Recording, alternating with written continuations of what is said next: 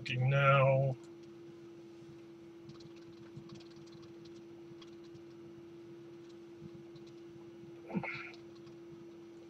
Let's see, testing.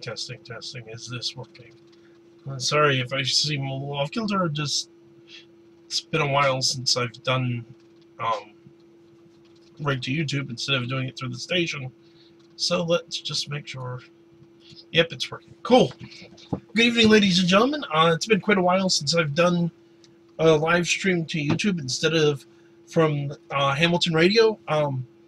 We've got a topic to cover tonight, but I want to talk a little bit about what's going on with the channel and where I'm going from here. For a start, let's be real clear about this. I'm not putting an end to doing videos with Hamilton Radio. They're a wonderful group of people. I'm absolutely thrilled with working with them, so that's going to continue. But I'm doing that only once a week. I wanted to do more because I've got a lot of spare time at the moment. And other things I want to say that I don't necessarily have time to cram into an hour-long time slot. Which leads us to this. It's going to be more informal music-type videos. I'm going to talk about religion, philosophy, ethics, morality, maybe some current events if I feel like it. I also have a new series in the works, which will be here on YouTube. That's going to be a joint project between myself and my friend Lupus Creepus. You folks may remember him from interviews I've done with him is from in the past or from his own channel, Will It Kill Me? If you don't know him, I highly recommend look up the interviews I did with him and check out his own channel, Lupus Creepus and Will It Kill Me. He's a really nice guy. He does some really cool videos. I'm looking forward to working with him again. We're going to be doing reviews of horror movies, horror TV shows, creepypastas. We're not sure on a date yet, just because we're still scheduling and things of that nature. But it looks like probably our first topic is going to be the, given Lupus's thing is all creepypastas and wanted to do horror, we're looking at starting with the Channel Zero TV series. If anyone doesn't know, that's based on a series of creepypastas. Starting with one of the best known, which is Candle Cove. But that's what's going on. So tune in, hang tight. We got a lot more coming. For those of you who don't know, I also want to plug the new website I'm streaming to aside from here called Breach TV. That's BREACH.TV. Anyone out there who makes videos or is looking to make their own videos, I definitely recommend checking them out. You can do videos here. You can do videos there. That's why you'll notice if you go to my Breach, Kevin MPE, all the videos I have here are uploaded there. And that's going to remain the case. The ad revenue is actually better from Breach. Less of the issues with fair use and things like that. It's a really great site, runs up by some really fantastic people. So I definitely recommend you check it out.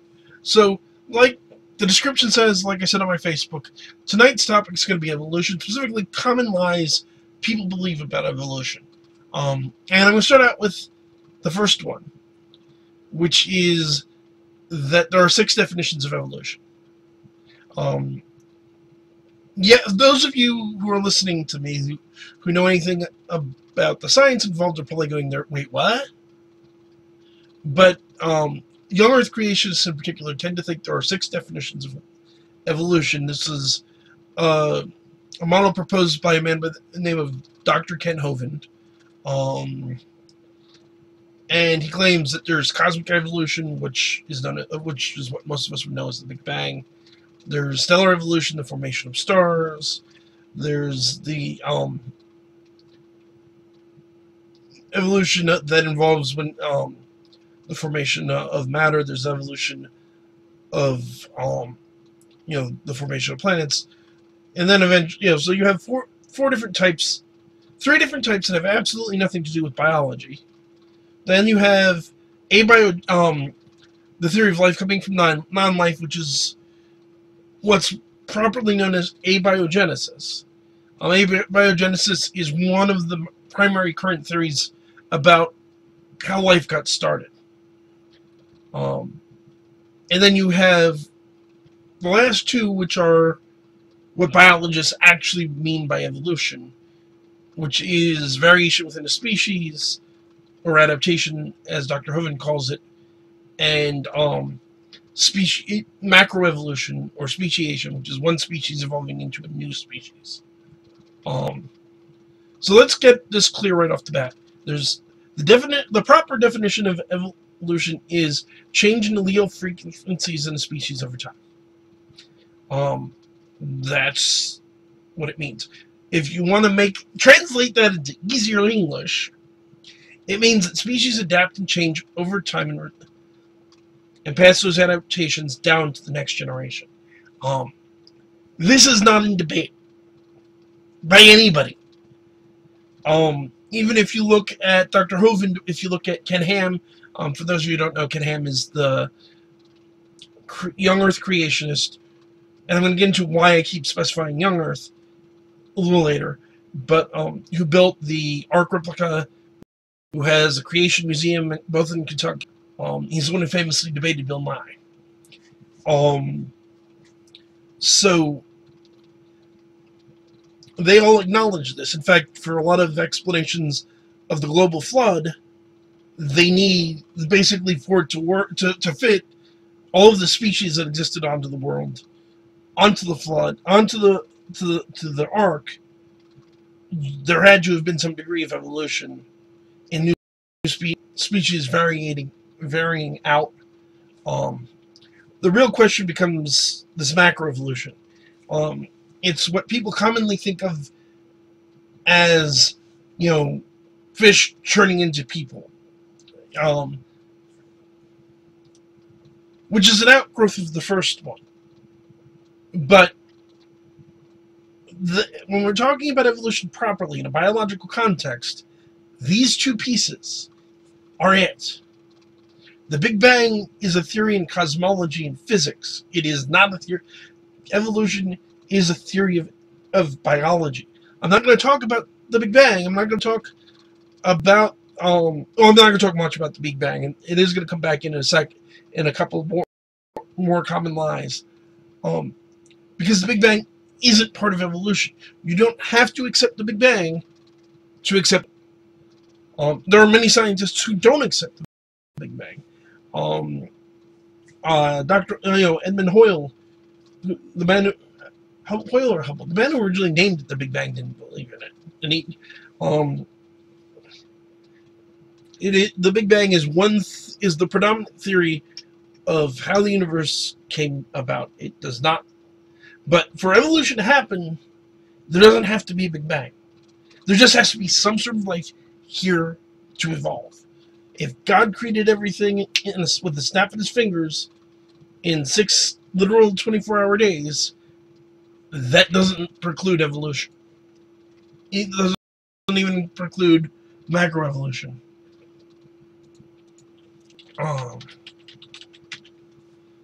That's a critical point.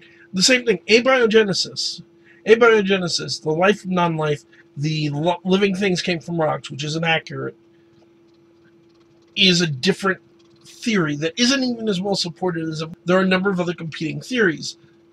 The biggest, probably the most well-known right now is transfermia, which is the theory that life didn't start here. It actually came from another planet, possibly Mars or something else from the solar system, possibly farther out. There's also what's called guided transfermia, which is the idea that an intelligent species jumpstart life on this planet.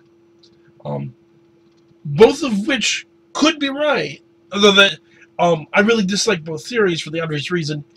It doesn't answer the question, it pushes the question back. Okay, how did life start somewhere else? Granted, we'd have to figure out where it started to start trying to answer that question. But the point is, abiogenesis is not necessary for evolution. For evolution to happen, you have to have life. It only deals with living things and viruses, which are actually generally not considered living things because they don't fit all the criteria. Particularly, they only have RNA, not DNA. But when we're talking, so there's just changing allele frequencies in the species over time, or in simpler terms, that living things adapt and pass adaptations to future generations. That's evolution. You'll notice at this point, if you didn't figure it out already, that when I said this is popular lies you've been told about evolution, I don't mean the way that most Christians would mean it, where they're saying, oh, these are lies that scientists are telling you. These are the lies that young earth creationists are telling you about evolution. So it's a little bit backwards. The title is completely deliberate. It's a trolling.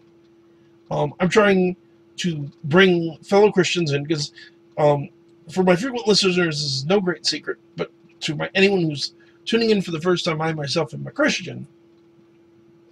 But I want to try to get them to listen and consider the evidence by trying to run around the usual, oh, it's a video about evolution, I don't need to watch it.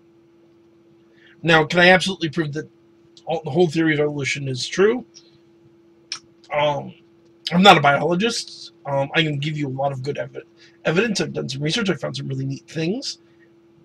There are better videos out there. Aaron Ra, as much as I dislike his views on religion, his grasp of the science is very solid, is very sound. His phylogeny challenge, and I'm probably butchering it.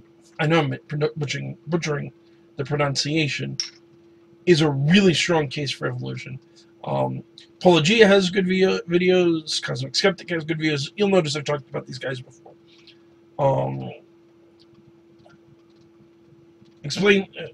Simply Explained explains, or Casually Explained. Chocolate Hat's another real good one to watch. If you don't know, and I'll put a link in the description below, he and I did a collaboration video where we tried to discuss this once before. It was a really great video. Chocolate's a really great guy. And we're going to work together again in the future. We were actually going to work together to do this video, but he was unfortunately too busy with real life. We all know how that works. So I've opted to do it myself, and we'll collaborate on something else in the future. But the bottom line is, when he and I spoke, we wound up getting sidetracked and talking about religion and philosophy and other subjects that didn't really relate to evolution as much as we wanted. Which is, again, it was a great video. I mean, I was talking with I was having a conversation with with an admitted atheist and skeptic, with a chat room of atheists and skeptics, all of whom were very polite, very respectful. We had a very civil discussion. I really enjoyed it. I liked the question. They asked me a lot of tough questions. I liked them. I'll admit I couldn't answer all of them, partly because of time and partly because there's some things that are really difficult to answer about our world, especially from a Christian perspective, and I can't deny that. But again, check that out. So, moving on with popular lies you've been told about evolution. The next one I want to cover is that evolution is only a theory,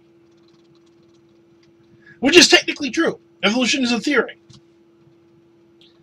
The problem is in how the dishonesty isn't in calling it a theory. It's in the way that people misunderstand what a theory is. When people use the word theory in common English usage, they mean an idea. They mean more what best scientists would call a hypothesis. That's not what a theory is in science. When you call something a theory, like the theory of germ theory, gravitational theory, evolutionary theory, you're looking at facts. You're looking at tests that have been conducted. You're looking at even laws, and you're coming up with a model that explains those observations. So there's a misunderstanding a lot of people had. I even had it in the past, that there's this progression with an idea in science. You start with a hypothesis, then you get a lot of proof for it, and you get some proof for it. You have a theory, then you get a whole lot of proof for it, and then it's a law. That's not how it works. Laws are not better than theories. In fact, if anything, it's the other way around, because theories incorporate laws. A theory is an attempt to... a law states, you have facts, objective facts, and then trying to explain why those facts are the way they are, and testing that explanation, and trying to make predictions based on that explanation. That's a theory. And a good theory you'll be able to look at it and say, well, if this is true, we should observe, if X is true, we should observe Y. And, for example, if evolution is true, we should see that in the theory of evolution, is not that animals evolve. We know that animals evolve. It's that they evolve, it's how they evolve and what causes evolution, particularly natural selection.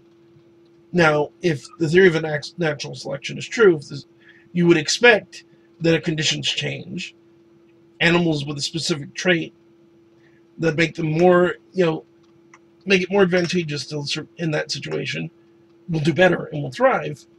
Or for that matter, on a more fundamental level, traits will be passed from one generation to the next, all of which we can directly observe. A real good example of evolution, and multiple studies have been done of this, is the antibiotic-resistant bacteria. You have bacteria that wasn't resistant to antibiotics in the past, that has since developed resistance, and its succeeding generations of that bacteria now have this resistance. Now, there's a common myth that we'll get into later about you can't add new information, but we actually have sequenced the genomes in these cases. We know what was and wasn't there. Another example, there's a type of bacteria that mutated in such a way that was able to digest nylon, when it couldn't in the past. And again, it's new genetic material, or new genetic information that wasn't there to begin with, that is there now. This is exactly what we would expect if evolution was true. If special creation, the idea most often put forward by young creationists, were true, we'd expect, what sort of testable, the special creation is the idea that animals were created more or less as is. Species may vary to a point, but you find distinct species going all the way back. For example, if special creation was true, you'd expect the fossil record to be very consistent, in just showing the same animals all the way back. Now, there is punctuated equilibrium, which is that species tend to stay very similar for long periods of time and then change fairly quickly in a geological sense, not in a human time sense. But you don't find this consistent. If you go back into the fossil record, Homo sapiens are only found in certain layers. You'll never find a Homo sapien next to a Tyrannosaurus Rex fossil. You'll never find Australopithecus afarensis next to one. There's this distinction that makes sense it makes sense in context. It doesn't make so much sense in a 6,000-year-old, but that also, I'm getting ahead of myself, that also goes into the flood. Moving on. So another real popular myth about evolution is that it's an inherently atheistic idea, that you can't be Christian and accept evolution. This is ridiculous on several levels. It's certainly true that a lot of evolutionary biologists, a fair number of evolutionary biologists today are atheists. The most obvious example being Richard Dawkins. On the other hand, one of the most important biologists active today, and he is an evolutionary biologist, is Francis Collins. He's the man who headed the Human Genome Project. He's an outspoken proponent of evolution. He's also an evangelical Christian. You can, don't take my word for it. Google, look up Francis Collins. The man is a very well-respected scientist. He's the director. He was, I don't know if he still is with the administration change, but he was the director of the National Institutes of Health. He was the head of the Human Genome Project in the United States. He's very well-respected, well-liked. Even Christopher Hitchens, who is famously not a big fan of Christians, was a good friend of his.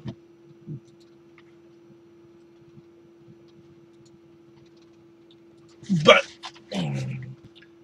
one second.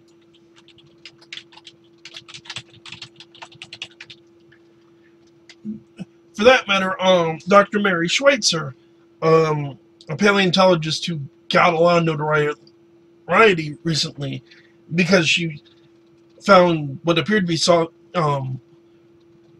evidence of red blood cells in Tyrannosaurus rex, soft tissue in Tyrannosaurus rex fossils, and our conventional wisdom about fossilization said this shouldn't happen. But the reality is, one, she is also a devoutly religious Christian, and two, she actually did explain how had a working hypothesis about how this happened, and certainly isn't trying to say it's evidence of a young Earth. If you want to really, and there's lots of other examples I can go into. Gregor Mendel, whose theories are central to the modern understanding of genetics, we don't know. I mean, he may have been a supporter of evolution. He may not. We know that he did try to contact Darwin with his knowledge of the laws of inheritance. That sadly didn't work, and his incredibly important research was lost. But he was a Catholic monk.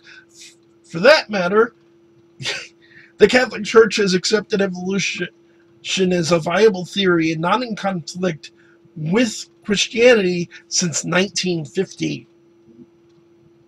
I mean, people made a big deal when Pope Francis I said that evolution was part of God's plan.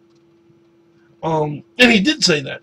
So did Benedict XVI. So did John Paul II.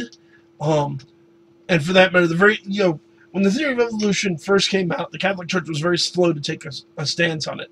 They basically said, we're waiting to see the evidence. We want evidence. In 1950, Pope Pius XII was the first Pope to officially comment on the theory of evolution, and while he didn't wholeheartedly embrace it, he wrote that he felt that there was no conflict between Scripture and the theory of evolution, and he wished scientists working in the field well in their pursuits. Now, there's plenty of Christians, of course, who don't consider Catholics Christian, and that's probably subject for another video. But my point remains, you can accept both. There's young Earth creationism, which is the belief that the world is 6,000 years old and was created in literally 6 24-hour periods. But there's also old Earth creationism, which holds that the Earth is much older, tens of thousands of millions, even billions of years old. And for that matter, there is my own take on everything, which is theistic evolution, which is evolution. The Big Bang's true. The theory of evolution is true. Abiogenesis might be true. I'm being won over by the evidence there, but I'm still a little skeptical. But God had a hand in it at some point. I don't claim to know when God had a hand in it, but I believe he had a hand in it. If nothing else, he would have insulted humans at some point in our past. When is really, which point in our evolutionary ladder that happened is a really interesting question. I'm not going to claim I know. But that's my personal view. I also want to point something out, because we'll call this myth 2A, which is that there's an active opposition in the scientific community to Christian Christian beliefs and theories. As I said, Dr. Schweitzer's paper was published. She is a devout Christian. Francis Collins is a very well-respected scientist. He's a outspoken devout Christian. He's written about his faith. For that matter, I want to give you guys a real big example of what young Earth creationists assume never happens. So, there's this guy by the name of George Lemaitre, who came up with a theory that he referred to as the cosmic egg. Now, at the time, most physicists and this includes Albert Einstein and the other great major physicists of the day, generally held what was called the steady state universe. The universe is the way it is. The universe has always been the way it is. The universe will always be the way it is. Lemaitre took Hubble's observations of an expanding universe, Einstein's theory of relativity, his mother work, put it together, applied mathematics, and went, no, that doesn't make sense, and proposed a radical new theory. The theory wasn't popular, it was derided. Einstein famously said to him that your math is flawless, but your physics is abominable. It was so, he was ridiculed, and people said his religious beliefs were biasing his science. All of that said, his theory eventually would be given a nickname by either Hoyle or Hubble, I don't remember off the top of my head, to mock and deride it, which was, anyone? The Big Bang. So, there isn't this inherent, oh, Christians can't do good science view in the scientific community, because the simple fact is the scientific community is well aware that many Christians have done superb science. Even in fairness, some young Earth creationists have done important work in the scientific field. Whatever you feel about Ben Carson's political stance, and I'm not going there because I'm not getting into politics, but keep in mind he's a very accomplished. Aside from being a young Earth creationist, he's an accomplished neurosurgeon who did the first successful separation of conjoined twins who were conjoined at the head. As doctors go, the man is an exemplary doctor. I'm not, I think he's wrong about Earth creationism. And again, we're not going there on his political stance, but he did something nobody before him had been able to do, and that gets recognized. What becomes a problem in the scientific community, and this actually works both ways, is when people allow their personal ideological views to bias their work. Scientists are supposed to go where the evidence leads. Good scientists do this. Weak scientists don't. That's why they have a problem with young Earth creationism. It's not because you're Christian. It's letting your Christian beliefs influence your results, and that's just bad science. Bias is a problem. Okay, it's not a bias against religion.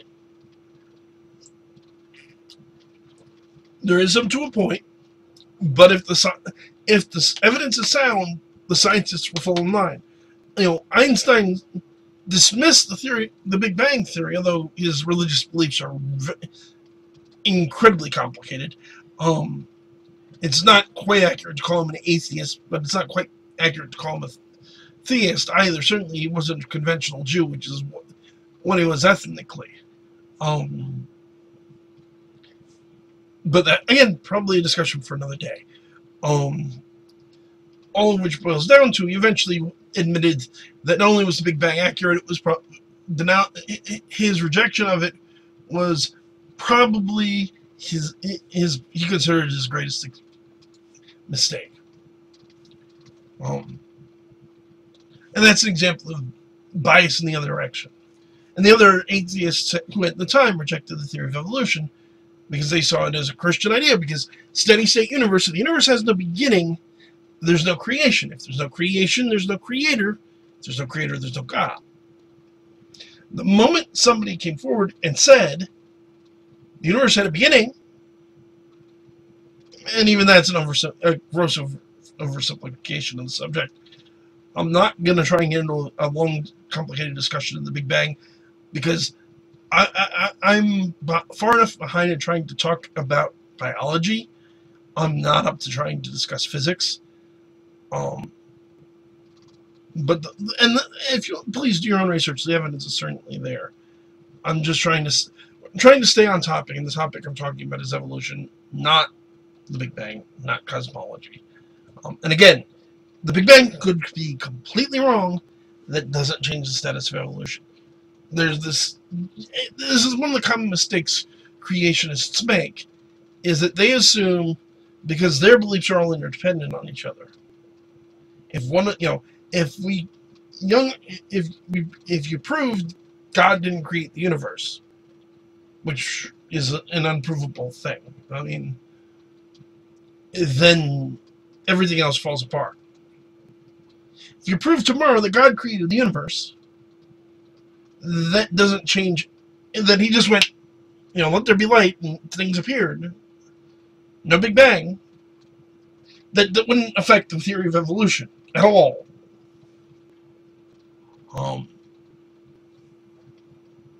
You follow me, hopefully?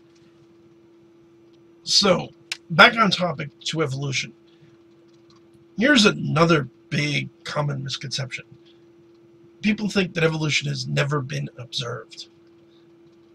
This isn't true. Again, we've seen bacteria develop resistance to antibiotics, develop the ability to digest nylon. That's evolution. Breeds of dog. If you want a real sped up example of evolution, it's happened in a few thousand, in what, I think around 10,000 years. Look at dogs. Dogs are the result of basically humans interfering with the evolutionary with things, and what's called selective breeding. Most breeds of dogs are, if you train some lineage far enough back, come from wolves. That's why the scientific name for dogs is Canis lupus familiaris. We bred them for specific traits. We selected for those traits, and now we have huge variety of species of dogs, instead of many of which look nothing like wolves. That doesn't, but it's still the basic principle. You have traits, something selecting for them. Be an external force, intelligent force. The ones that don't have the traits don't breed. The ones that do. Next generation has those traits, and you keep doing. Most of them have those traits. Dominant recessive genes.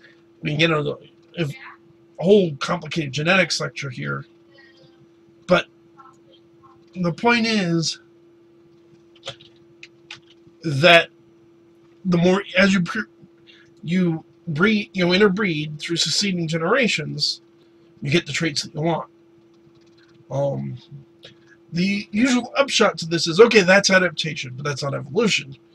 Evolution is one species becoming another.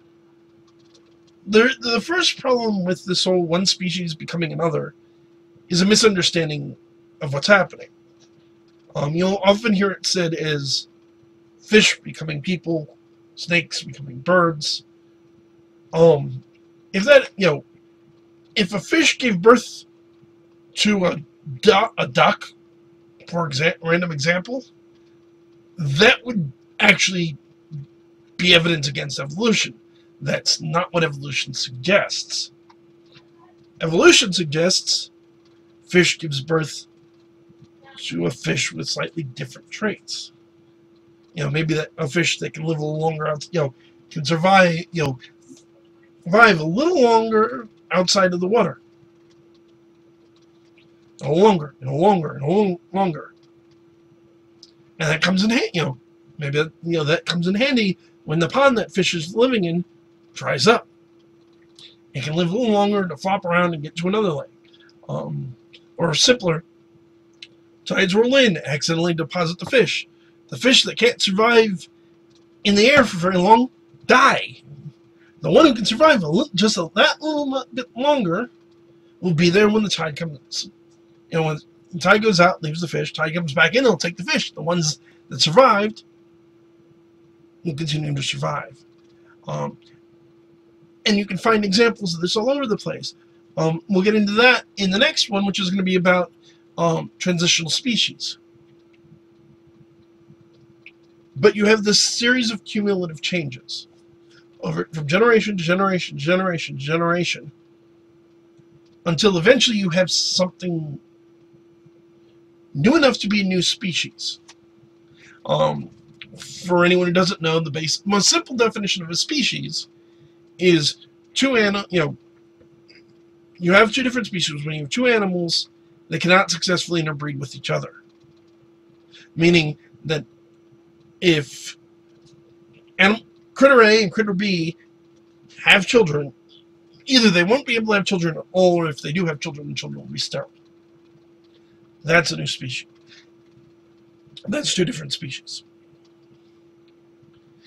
Now, are there any examples of speciation? Yes. I'm going to go over what I think is a fascinating direct example of something that's only really well explained by evolution. But I want you guys to go to Google and look up observed examples of speciation. You can find the information for yourself. But to give you a direct example, we're going to talk about rabbits. Well, hares, technically.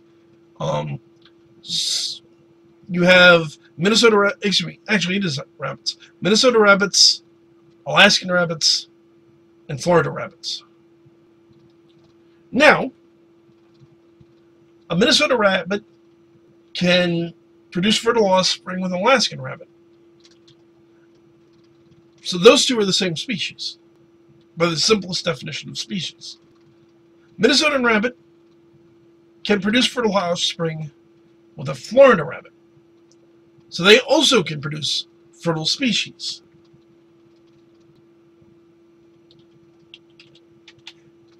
But, and here's the critical thing, an Alaska rabbit and a Florida rabbit cannot successfully interbreed. How does that work without evolution? Three species clearly related to each other, that fit the basic scientific definition of species, that fit the biblical definition of kind, because the Bible defines a kind as animals that are capable of bringing forth, so capable of producing fertile offspring. So, but at two ends, and this is a simple example. I'm going to get into the more complicated nature of this in a second. The two ends can interbreed with each other, but they can interbreed with the one. That evolution explains that very nicely. Young Earth creationism doesn't. There's a whole series of animals like this. They're called ring species. Ring species are really cool. I find them absolutely fascinating, personally. But there's a type of leopard, or not a type of leopard. What am I saying? A type of newt. Yeah, a type of newt that during its migrations and its evolution ran into a valley. Now, different species of this animal evolved around the sides of the valley. And multiple examples that are capable of interbreeding with each other, interbreeding with the original species, but when you get to the two ends, or when the species come back together at the other side of the valley, the two there can interbreed with each other. They can interbreed with the original. They can interbreed with everything along either side of the arc, but not with each other. They're two separate species from an original parent species. Now, the answer that young Earth creationists will give you to this is yes, but they're still newts. They're still rabbits. It's not a rabbit becoming something else. And that's true. But it is two different species. By the scientific definition, by the biblical definition of kind, they're distinct, but obviously related. That's evolution. That's speciation. That is one species evolving into a new species. Multiple new species, in fact. That new species being fertile. That is the definition of macroevolution. Now, here's the thing to understand about bigger macroevolution. How do you get fish? How do you get whales from originally land-dwelling animals? Because if you didn't know, by the way, whales used to be land-dwelling animals related to cows that eventually, over billions of years, have evolved into their oceanic form. And I'm going to get into evidence for that a little later, which is also, in my opinion, really cool. Because science in general, in my opinion, is also very cool. But here's the thing to understand. It's a series of progressive changes until you have something different. This gets into the transitional fossil thing that I'm going to touch on in a second. They'll go, well, Kirk Cameron and his partner Ray Comfort, infamously on YouTube, and if you don't know, you can look this up and check it. And on their series Way of the Master, talk about the crocodile, which is a half duck, half crocodile species that they posit existed, or would exist if evolution was true. It's a fundamental misunderstanding of the idea. The real simple example of what I'm talking about with this change from one thing into another thing is if I took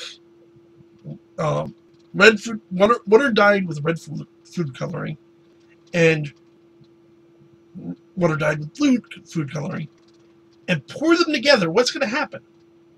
It's going to turn purple, right?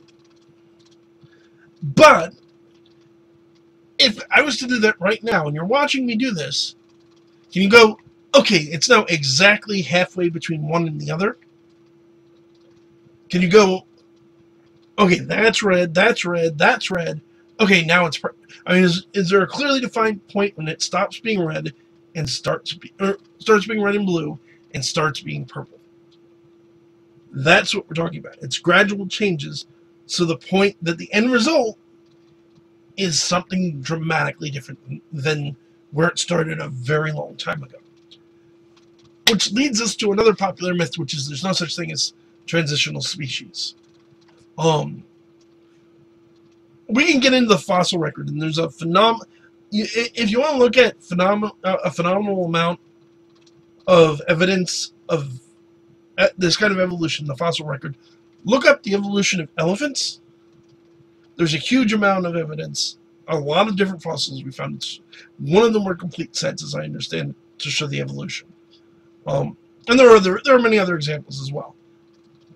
But what if I could point you to animals that are alive right now that are transitional species? Well, for a start, technically everything's a transitional species. You and I are transitional. Evolution didn't stop. It keeps going. There's no end point. There's no race. There's no goal. It's just a process that's continually ongoing. And I'll prove to you in a minute that humans are evolving. But the point is that look up mud skippers. It's a really freaky type of fish. Now, if you look at it, it's clearly a fish. It lives most of its life in the water. On the other hand, it's capable of breathing air, and its fins have evolved to the point that they are very similar to rudimentary limbs, and it is capable of moving about on land from transitional species. Another simple example of transitional species, look at amphibians. Again, between capable of water and air. There are examples of transitional species literally all around us. It's a minimal amount of research here on the internet to find what I'm talking about. Don't take my word for it. Certainly don't take Young Earth Creation's word for it. Do your own homework.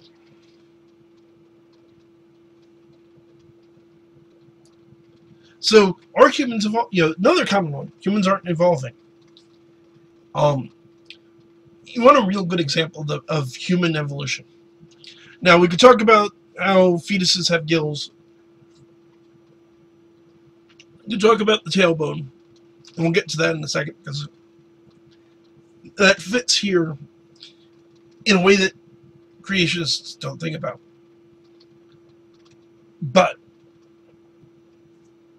here's the kicker. 2,000 years ago, we know, thanks to history and our sequencing of the Human Genome Project, that something really important happened in human evolution 2,000 years ago. Namely, before that, adult humans, like pretty much all other mammals, were incapable of processing milk. Basically, our entire species was, or close to it, was lactose intolerant.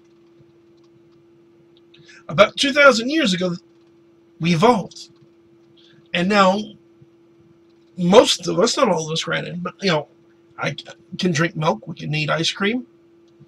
That is something our recent ancestors were unable to do. Now, it's not a huge thing. It's not like, oh, good heavens, we suddenly can breathe underwater. But it is an example of evolution. Related to this is a concept called atavisms, which is really interesting and something that creationists don't understand. In fact, this itself is basically another lie, which is that there are no atavisms. So an atavism is a structure that no longer serves its original purpose. Notice I didn't say it was useless, just that it was no longer serving its original purpose. Case in point, humans have tailbones. Why do we no longer have tails, but we have the base bone to create a tail. Now that is not a useless bone, it's a connector point for a number of important muscles. Here's the kicker though. Humans are occasionally, not very often, but occasionally with tails.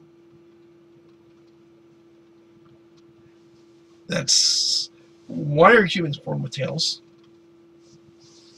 Evolution explains it pretty well. Creationism not, young Earth creationism not so much.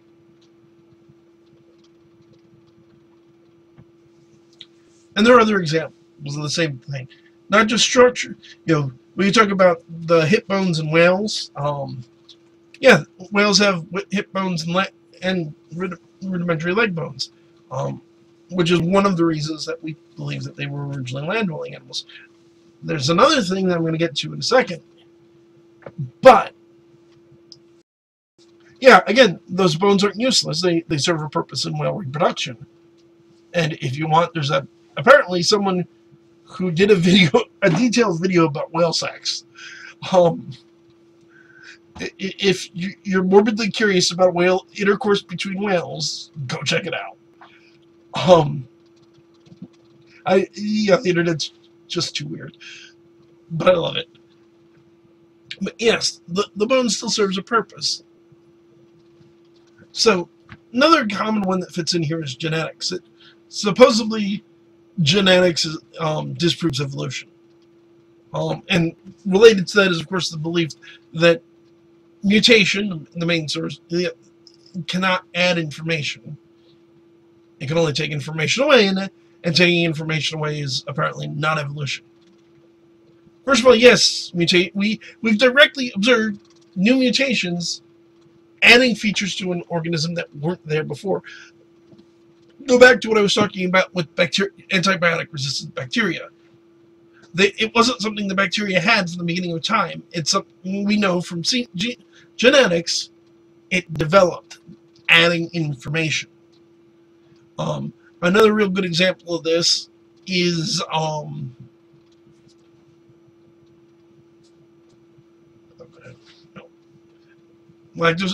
humans digesting milk. We do have mutations that add new traits instead of taking away. Also, removing a trait is also evolution. There's this remember what I said, evolution is not a ladder, it's not a race, there is no end goal.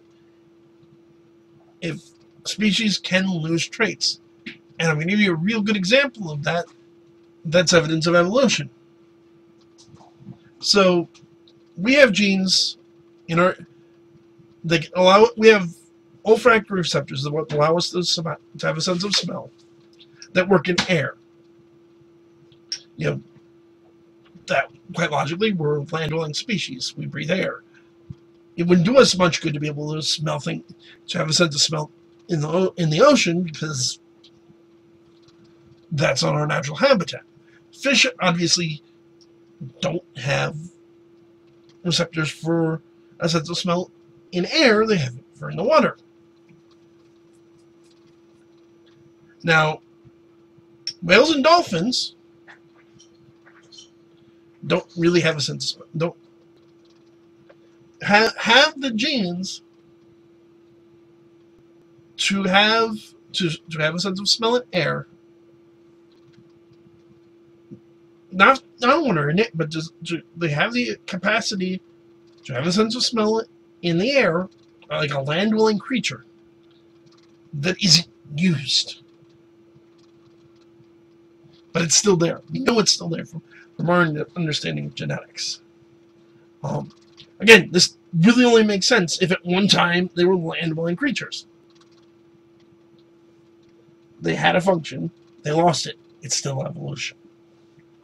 The point of evolution, according to evolutionary theory, is to adapt to be better suited to your environment. If losing traits, if being born without something makes you more suited to survive, it's still evolution. It's not everything is trying, there's this idea that's been suggested that we're the top of the evolutionary food chain, and that really depends on how you measure it. In terms of, as a species, we seem to be the most intelligent. So in that way, you could say we're the most evolved. On the other hand, in terms of brute physical strength, even in proportion to our size, we're nowhere near the top. We're not the fastest. No, there are animals that are faster than us. There are animals that are stronger than us. There are animals with claws and fangs, which we don't have, which are more useful for hunting. There are animals with a whole series of other advantages we don't have, that if you measure who's the most evolved by who's the most efficient hunter without, based on raw skill, raw physical ability without the weapons that we use to equalize ourselves, we're not the best. What gives us the advantage is our is the intelligence. It's a higher brain function. It's an equalizer, but if you throw an adult human naked into the woods, he's not going to win a fight. He's probably not going to win a fight against a grizzly bear. It's not a race. There isn't a goal. It's just change over time. Let's see. I'm trying to think if there's anything I haven't covered.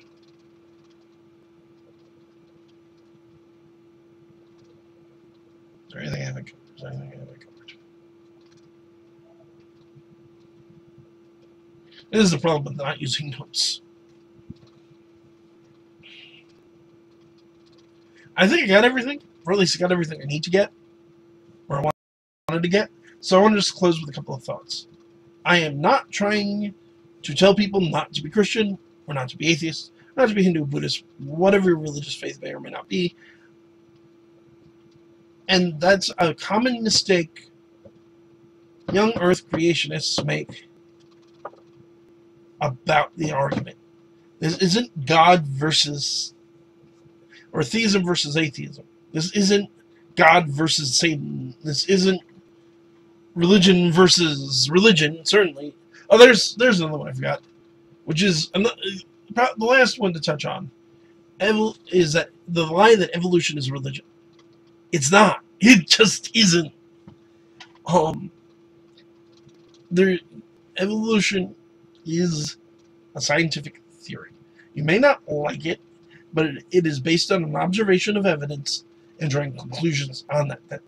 That's not a religious belief. If you want to call it a religious belief, it might as well call germ theory a religious belief, because again, the idea that germs cause disease, which is what germ theory basically is, that bacteria and viruses are the cause of disease, is also a theory. And if you don't believe, if you don't think, it's like, well, no, everybody knows that's true. Google germ theory denialism. Gravity is a theory. the basic principle of gravity, that objects fall, isn't a theory. Anyone can test that really easily. That said, why do they fall? That's the theory. Again, that species change over time is not in debate. Everyone acknowledges it, including the young earthers. The debate is, well, the theory is how? What causes the change? That's the theory part. And that's based on observation, testing, and evidence, just like anything else in science. Does it mean it's not? And let's be clear. None of this means that evolution is not up to debate. If somebody can present evidence for evolution, or evidence for contradictory theory, evidence that the Earth is literally 6,000 years old, the thing simply appeared into existence, that evolution didn't happen, or that another theory better explains observed, or really, and this is the critical thing young Earthers do not understand. If you prove evolution wrong tomorrow, you absolutely convince every scientist in the world that evolution never happened, that doesn't automatically mean young Earth creationism wins.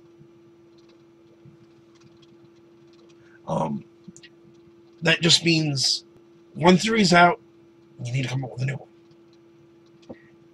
If you want to prove that young Earth creationism is true, the universe is only 6,000 years old, focus on proving that, not disproving the other theory, the other idea. That's one of the most basic mistakes young Earthers make. You don't need to disprove the other side, you need to prove your own. And you'll say, I've seen them say they have. And when you ask them, okay, and if you're a young Earth creationist watching this, and you say you can prove it, I welcome you to share the evidence. Keep it civil. Don't call me an idiot, or I will. I do moderate my comments. You want to disagree with me? That's cool. I welcome it. If you want to call me an idiot, if you want to insult me, you're going to get taken down, because that's not productive. Simple, fair. If you have evidence specifically for your point of view, scientific evidence, the Earth is 6,000 years old, that God breathed onto dust and created humans, that stars, light existed before the sun, before there was a sun to give it, that the moon gives off light, which Genesis also says. Post it.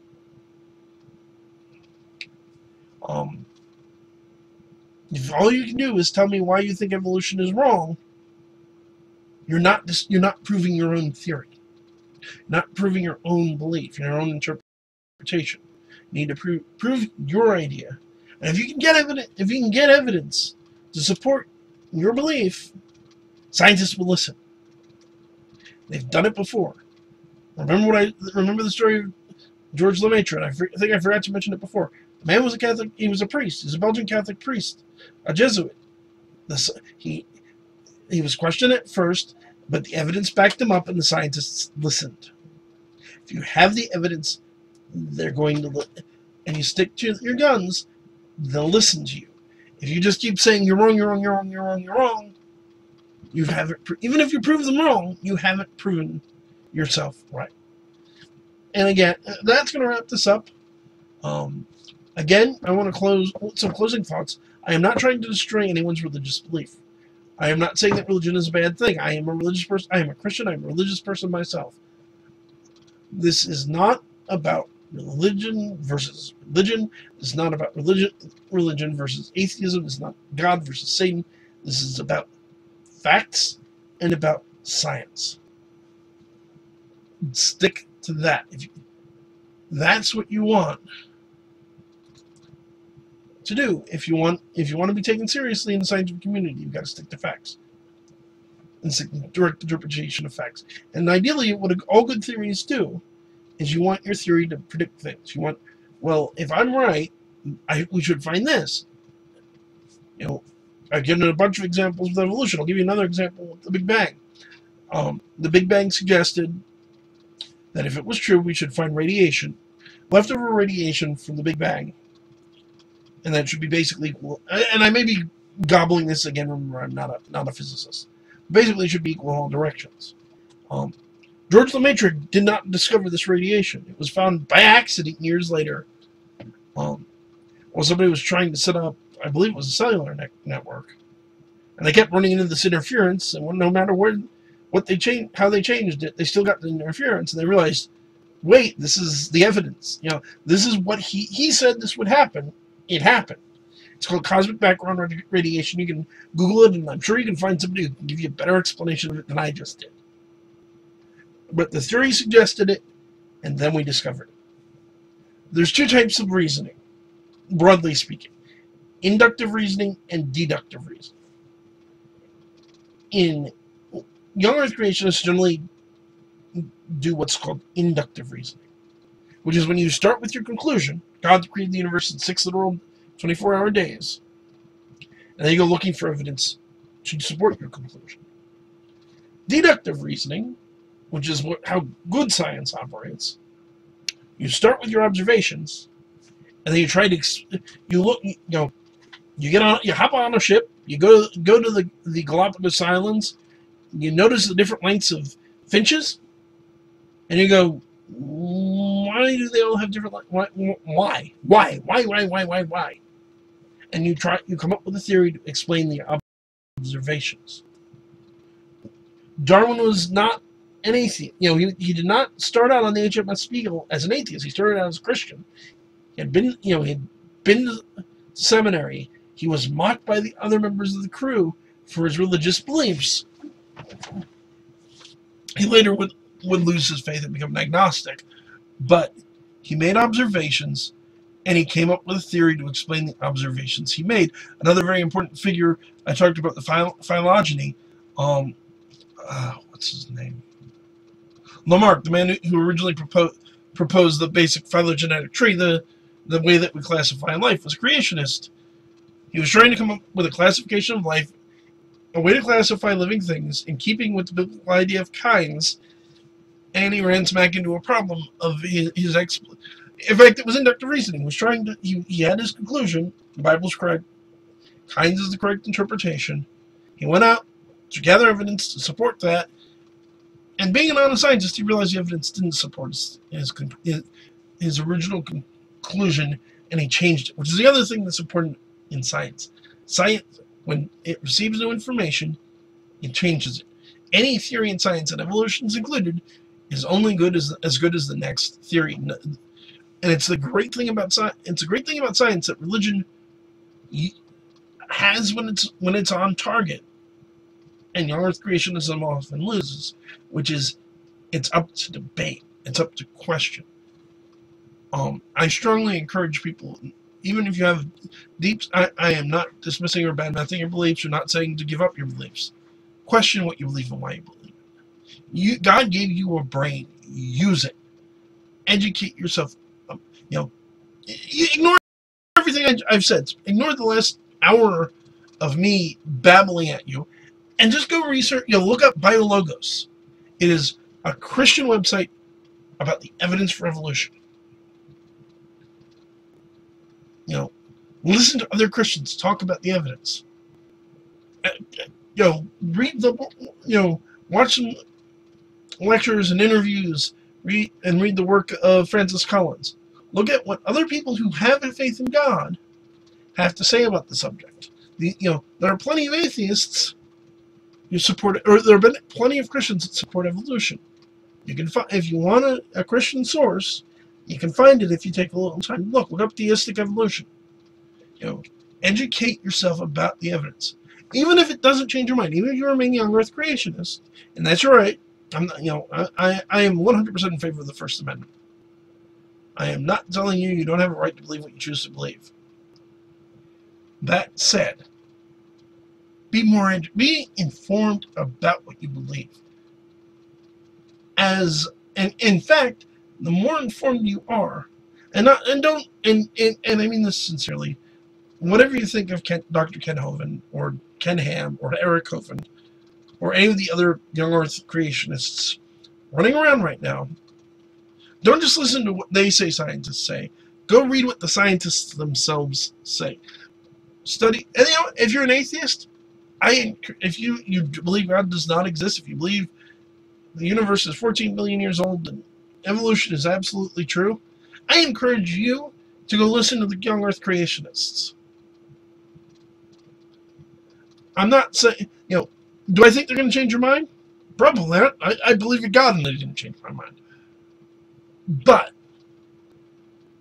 it always makes sense to try to understand other people's perspective. You don't have to agree with them. You don't have to take their beliefs seriously. But make an effort to be informed, especially because if you want to sit and have a conversation with somebody, if you want to try and convert them to your way of thinking, if you have at least a basic understanding of what they believe, what they think is true, then you'll get a lot further than if you need to spend, if you got to spend 20 minutes arguing about what evolution means with an evolutionist, if you will, or half an hour arguing about why the Earth is exactly 6,000 years old, even though the Bible never explicitly says that, you're wasting time that you could spend discussing the actual questions at hand. Atheists should be well aware. The reality is there are atheists that are as hard-headed as anybody else, just like there are Christians that are open-minded. Because here's the great secret: people are people on both sides of the argument. But you should always be willing to question what you believe, question what you think, and be open to changing your mind. I'm not here to. I'm not trying to sermonize you. I'm not trying to convert you to my one true faith. I could be completely wrong, and I welcome any evidence to the contrary. I am just encouraging you to educate yourselves and make a decision, make an informed decision. Understand why you believe what you believe. Understand why other people believe what they believe. You'll be a better person for it. That would be my best advice on the subject. I want to thank everybody who is tuning in either live now or tunes in later. I'll be, as soon as I'm done here, I'm going to go back to my room and I'm going to upload this to Breach so people can check it out there. I want to remind everybody again, there's a lot more coming from this channel. You guys are going to get a lot more than the one video a week. Actually, after I get done with this, I'm going to do a quick thing for my Breach listeners as well. And that'll just be up there because it's mostly going to be an explanation of who I am. It's the basics that everybody who watches me here is already well aware of. You don't need me to explain it to you again. But that's going to do it for tonight. I don't know what the next topic's going to be or when I'm going to do the next video.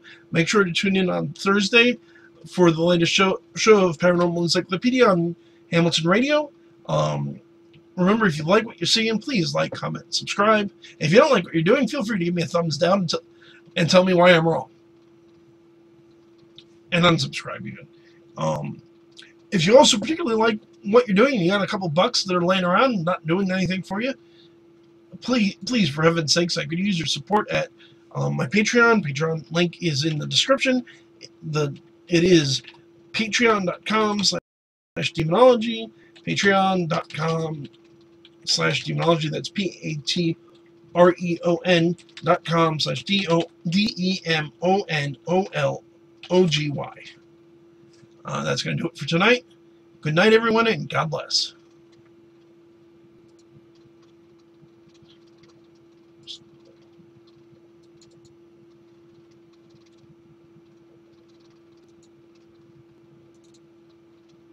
I'm still live. I did not mean to stream.